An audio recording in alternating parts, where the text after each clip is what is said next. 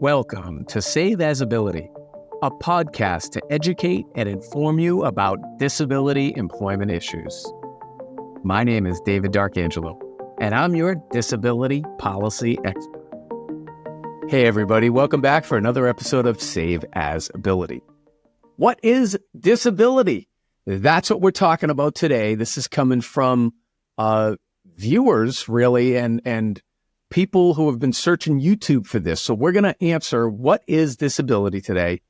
And really, it's an essential question and I can understand how people are a little confused, like what is disability? Because I think it's evolving over time and has evolved, right? Traditionally, the archetypal metaphor for a blind person, you didn't think necessarily of somebody like me who's legally blind. You thought of a person with a cane and a guide dog and, they couldn't see at all. I think those barriers are coming down now, and I think we're understanding more about disability of all prevalence types. So today we're going to talk about what is disability and really, again, understanding what constitutes disability, and it's measured in different ways.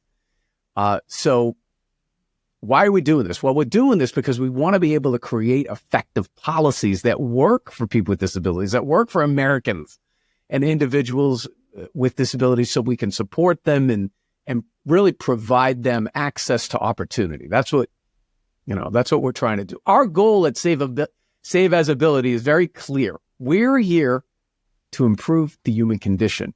Now, that's a lofty goal, but that's what we're trying to do in our own little corner here. All right, so let's get right into it. Our task of understanding what is disability. So again, back to definitions we've talked about in so many episodes. But I've broken it down here that I think we're going to be a little bit more clear for people who are seeking to know what is disability. So there's different definitions used by different organizations, particularly governmental organizations, and they're found in the laws and various legislative frameworks. All right. So we're going to start first with the United States Census Bureau. Well, we're starting there first. Why? Because the United States Census Bureau produces a survey called the American Community Survey. This is probably the largest survey that's put out measuring the number of Americans with disabilities. Okay. So, there's the annual census, the census that happens once every 10 years, but the Census Bureau is working all the time to administer the supplement surveys. Okay. And so, again, to the definition, the ACS defines disability as one of 6 types of difficulties, and that is a difficulty with hearing, vision, cognition, ambulatory, self-care, and independent living. And they ask a series of questions around that. So these questions then break up into what we call 6 different prevalence types. All right. So if a person reports difficulties with any of the lists that I mentioned there, the hearing, the seeing, the mobility, all of that, they're considered to have a disability under this definition that the Census Bureau is using, that the American Community Survey is using. All right. So I started with this definition because that's really gives us the largest data point to start with. All right. And by using this definition, it indicates that there's about 42.5 million Americans with a disability.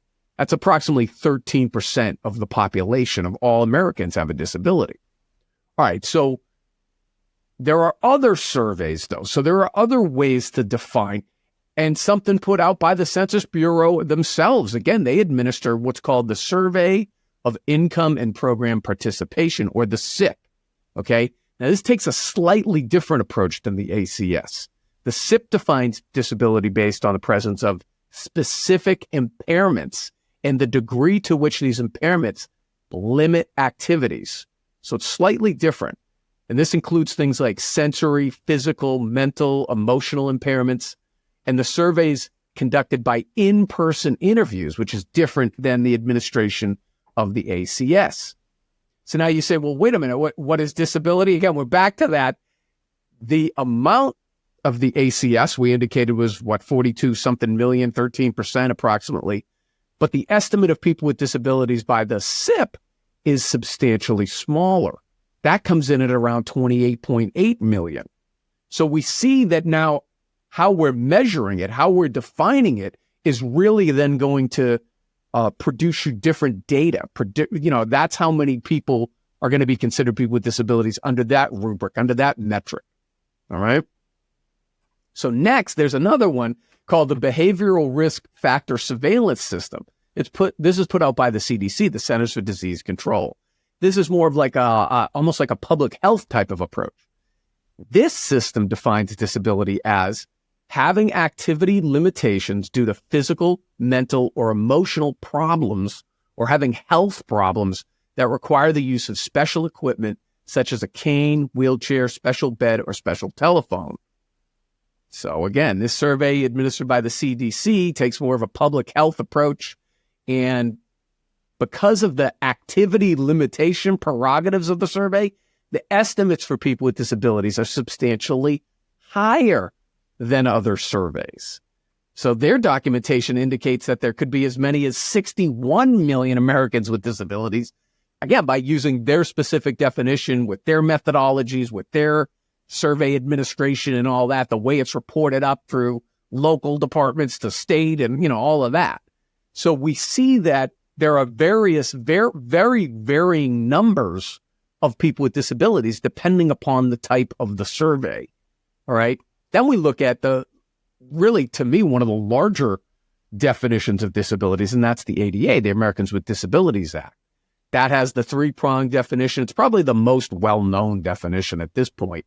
It defines disability as a physical mental impairment that substantially limits one or more major life activities, a record of such impairment, or being regarded to have such impairment, right?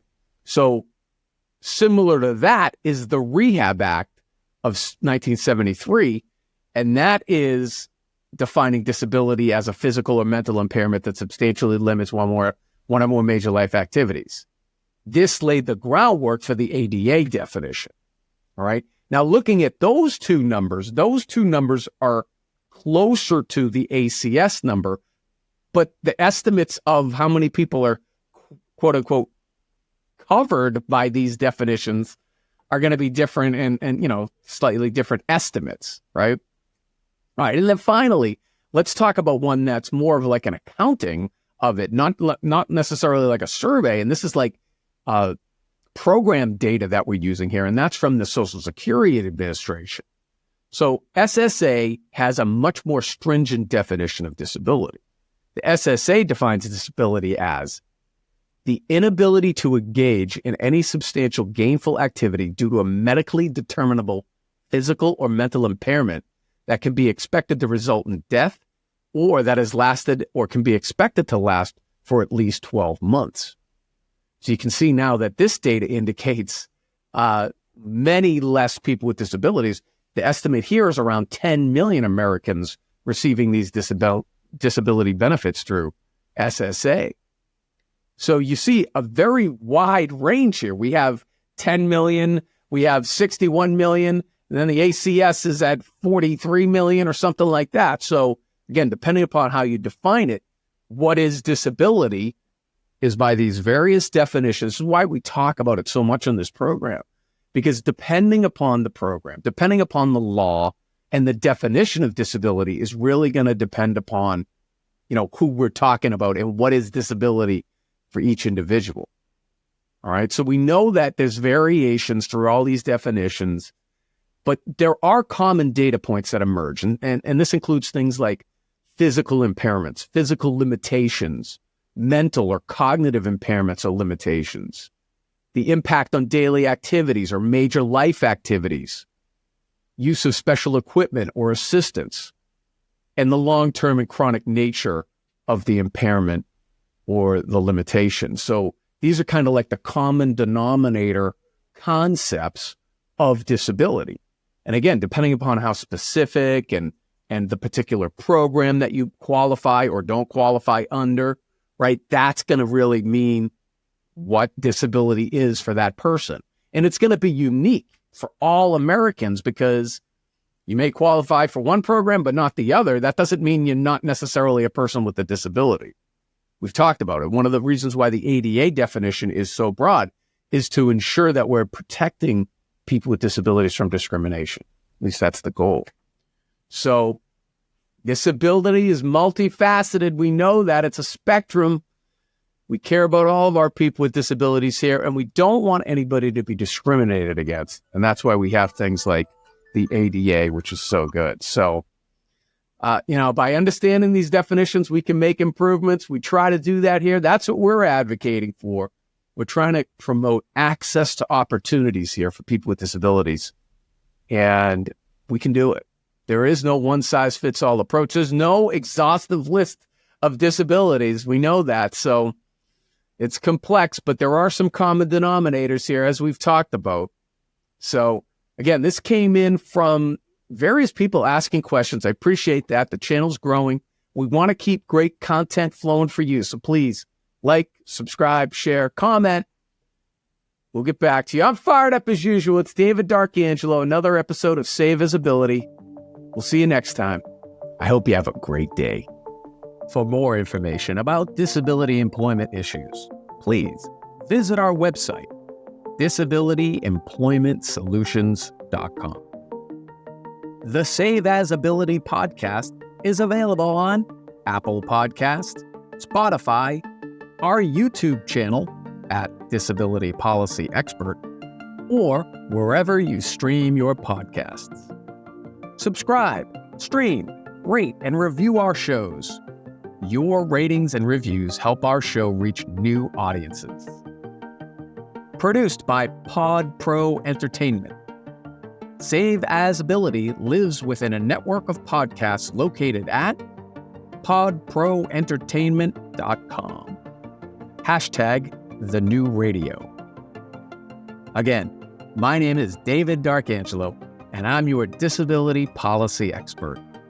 Until next time, thank you. I hope you have a great day.